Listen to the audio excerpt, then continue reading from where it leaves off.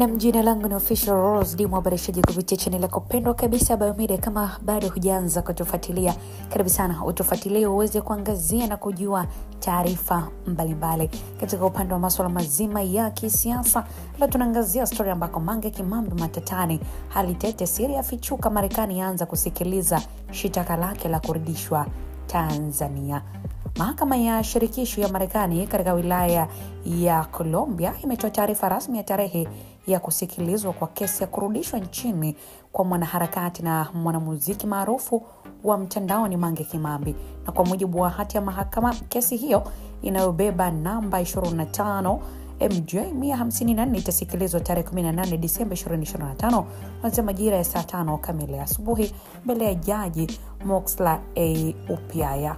Ombi la kumrejesha Mange Tanzania limewasilishwa na serikali ya Tanzania kupitia ofisi ya mwanasheria mkuu wa serikali Dr. Hamza Johari. Katika maombi hayo, serikali inamshutumu Mange kwa makosa ya uchochezi na uhalifu wa kiuchumi. Hata hivyo, madai hayo yameibua mjadala mkubwa ndani na nje ya nchi, huku wengi wakiamini kwamba kesi hiyo ina msukumo wa kisiasa kutokana na msimamo wa Mange kuwa mkosoaji mkubwa wa serikali kwa muda mrefu.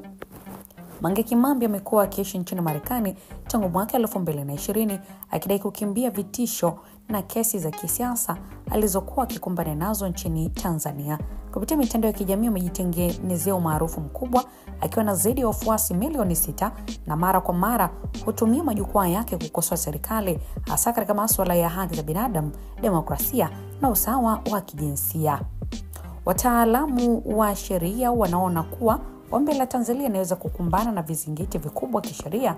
Mikataba ya kimataifa kuhusu kurudishwa kwa watuhumiwa inaweka masharti ya kwamba kosa linaloshutumiwa lazima liwe kosa la jinai katika nchi zote mbili na lisihusiane na masuala ya kisiasa.